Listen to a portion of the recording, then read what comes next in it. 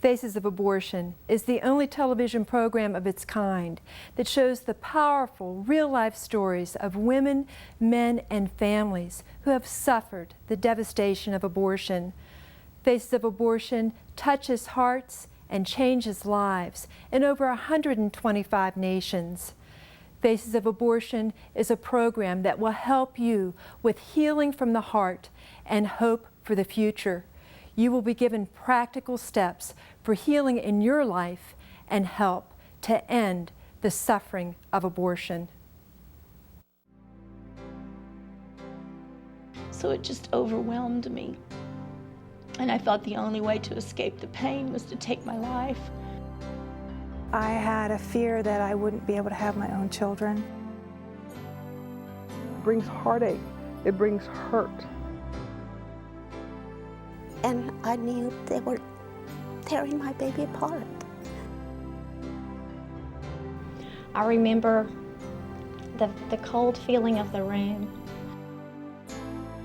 I remember laying there and I just said to myself that I will never forgive myself for what I'm doing.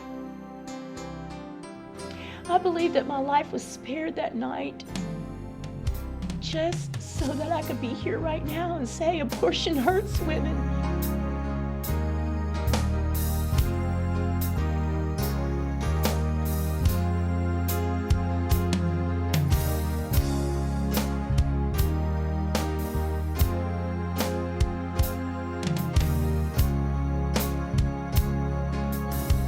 Whisper, be silent no more. Welcome to Faces of Abortion. I'm your host, Cindy Collins, and again I'm with Alan Parker, who is president of the Justice Foundation, and Clayton Trotter, who is general counsel of the Justice Foundation. It's going to be an amazing show today.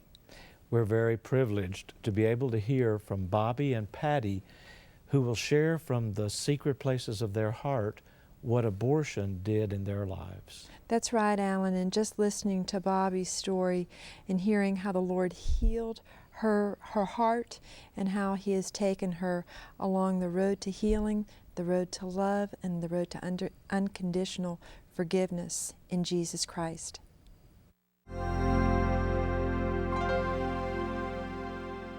My name is Bobby, and I'm here to share my abortion and healing experience with you. Over 30 years ago, at the age of 15, I had my first abortion. It wasn't my choice to have it. I had no say in it. Through circumstances that happened early in my life, from abuse and from abandonment, and I ended up rebelling against my family, against my parents, against God, especially against God, because I felt that everything that He had presented in my life was His doing and His will. I knew about God. I was raised in a Catholic family. We went to church every Sunday. I attended catechism classes. But nobody told me about a relationship with God then. And so everything that had happened to me, I thought was His will. And I said, God, I don't want any part of your life. And I went and sought from the world what I thought life was.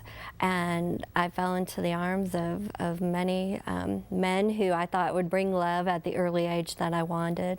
And through that, I became pregnant at 15. I went to a pregnancy center, a Planned Parenthood center, and a little bit different from stories that other people have told, they did tell me that this was a baby. And my parents, when they found out about it, did acknowledge that it was a child. And my mother actually blamed me for her having to make the decision for me to have an abortion.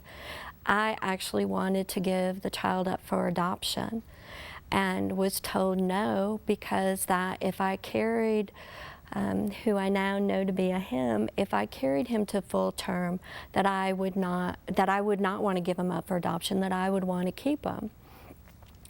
And So they didn't want that to happen. My mother was not going to raise the child, she said, and she knew that I was incapable of raising the child. So the decision was made, and I had waited so long to tell my parents that I was pregnant that when I went into the hospital, I actually had it in a hospital, I was almost 4 months pregnant.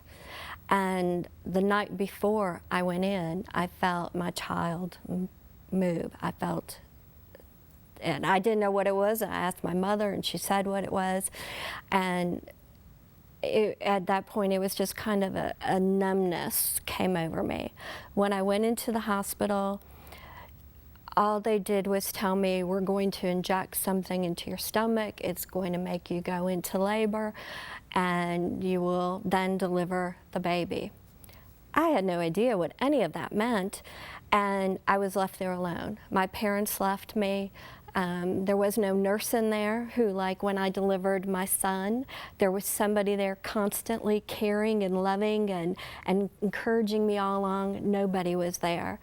Not until I rang the nurse saying, something's going on, I'm in pain, something's happening. And the only other part of that I can remember is that a nurse did say it was a boy when he was delivered.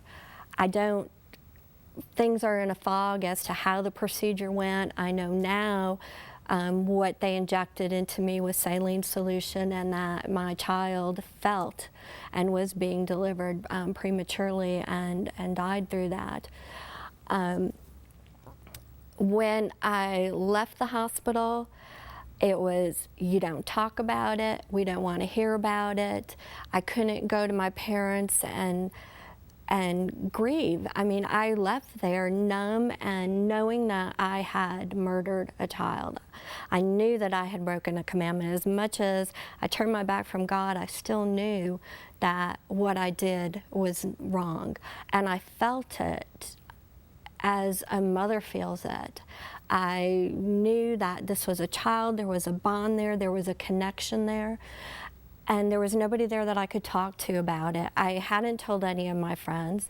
I mean, it was still at the age where the girls were put off. They were sent away if they were pregnant, and they came back and all was well and fine.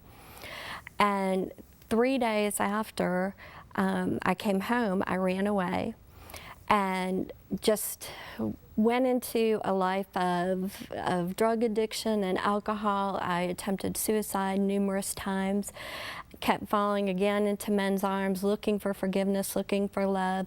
And at the age of 18, I made the decision then to have my second abortion. I felt if I could kill one child, my life didn't matter to me. What was the life of one other child? And so I aborted my second child. 20 years later, I found healing through the Crisis Pregnancy Center and went through Beauty for Ashes and learned that God did love me and He did forgive me, and He forgave me even before I felt He had forgiven me with the birth of my third child, my now 16-year-old son. And so I learned to accept that. I learned to, even though I know what I did was murder and that it was wrong, I've learned that He's forgiven me and that I can go on. And that I want other women to know that if they have had an abortion, there is